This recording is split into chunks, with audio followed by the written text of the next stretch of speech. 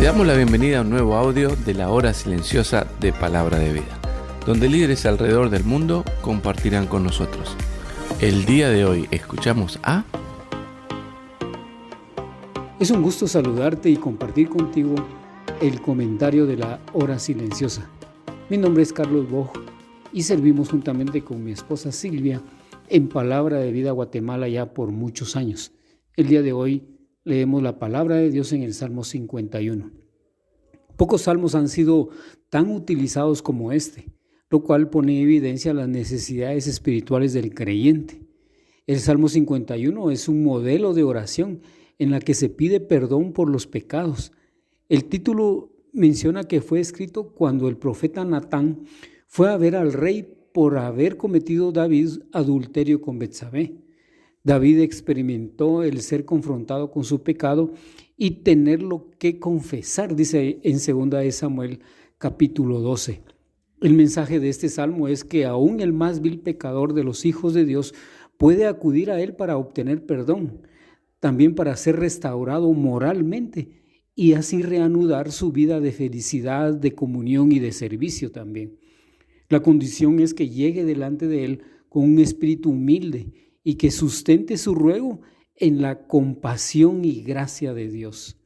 Primeramente, la oración de David es: ten piedad de mí, oh Dios, conforme a tu misericordia, conforme a la multitud de tus piedades, borra mis rebeliones, lávame más y más de mi maldad y límpiame de mi pecado, dice en los versos 1 y 2. La frase ten piedad de mí es una oración pidiendo que Dios actuara según su propia naturaleza de amor y compasión y el reconocimiento de que el rey no merecía el perdón. El perdón divino es por pura gracia y los atributos de Dios como la misericordia fueron la base sobre la cual David hizo su petición de perdón. Los tres verbos que utilizó David aquí, borra, lávame y límpiame, se toma de la ley litúrgica ceremonial en la cual uno se debía purificar para poder participar en el templo. Estas peticiones enfatizan el deseo de David de recibir un perdón total de sus pecados. Luego encontramos una oración de confesión de David, versículos del 3 al 6, porque yo reconozco mis rebeliones y mi pecado está siempre delante de mí. Contra ti solo he pecado y he hecho lo malo delante de tus ojos para que seas reconocido justo en tu palabra y tenido por puro en tu juicio. He aquí, en maldad he sido formado y en pecado me concibió mi madre. He aquí, tú amas la verdad en lo íntimo y en lo secreto me has hecho comprender sabiduría. Al leer la expresión mi pecado está siempre delante de mí en el versículo 3, debemos recordar que su confesión ocurrió aproximadamente un año después de haber pecado. Su hijo murió una semana después de su confesión, como lo vemos también en 2 Samuel capítulo 12. Quizá David había tratado de justificar tanto sus acciones que no había sentido culpa, sino hasta que Natán lo confrontó con su falta. Finalmente confesó que había pecado contra el Señor. Se sometió a la voluntad divina, afirmando que cualquier cosa que Dios decidiera sería justa. David reconoció que era incapaz de vivir rectamente. Había nacido siendo pecador y en ningún momento de su vida había estado exento de pecado. Esto era contrario a las demandas morales de Dios para la vida del ser humano. Desde la caída original, cada uno de nosotros viene a este mundo con una naturaleza corrompida y degenerada. Esto es lo que llamamos pecado original. David está diciendo que desde su nacimiento había enfrentado una lucha interna, sabiendo que el Señor desea la verdad y la sabiduría. La tercera oración que encontramos es la petición, versículos del 12 al 13. Purifícame con hisopo y seré limpio, lávame y seré más blanco que la nieve. Hazme oír gozo y alegría, y se recrearán los huesos que has abatido. Esconde tu rostro de mis pecados y borra todas tus maldades.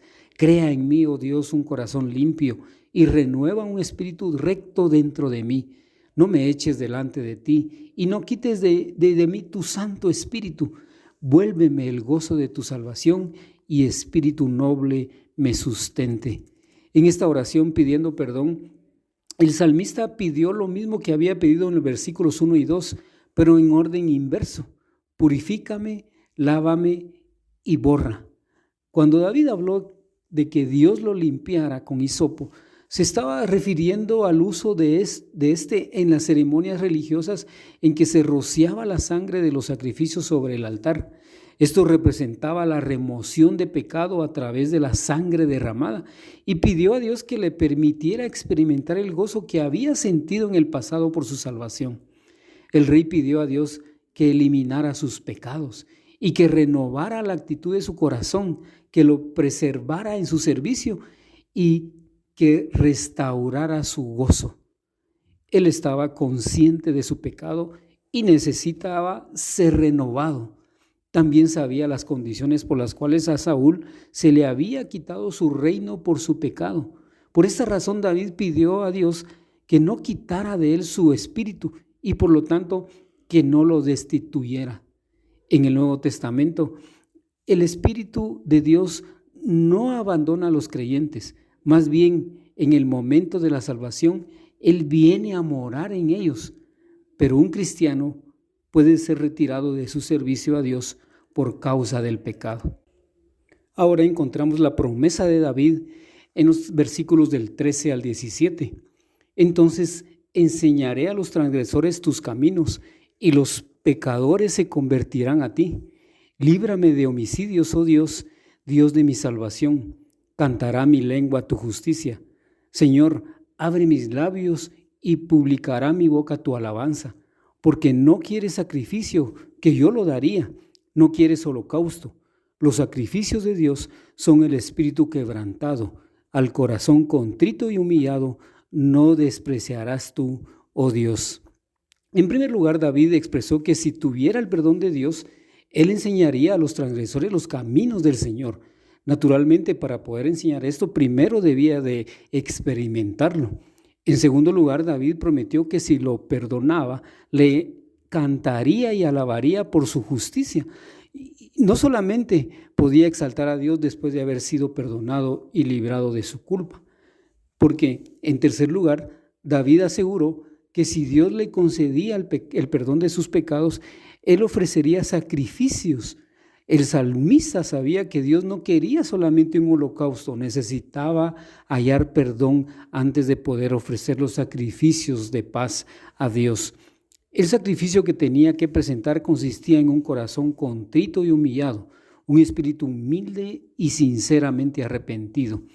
En el Nuevo Testamento, la noticia de que hemos sido perdonados está escrita eternamente en la palabra de Dios. La sangre de Jesucristo nos limpia de todo pecado, dice en 1 Juan 1:7. Sin embargo, también en el Nuevo Testamento, el creyente debe presentarse con un espíritu quebrantado, que abandona toda confianza en sí mismo y reconoce su necesidad delante de Dios para encontrar renovación espiritual y limpieza de pecados, dice finalmente en 1 Juan 1:9. Mi deseo es que la palabra de Dios cumpla sus propósitos en tu vida. Bendiciones. Gracias por escucharnos. Recuerda que este audio no reemplaza tu tiempo a solas con Dios. Te animamos a que escribas tus aplicaciones personales. Hasta mañana.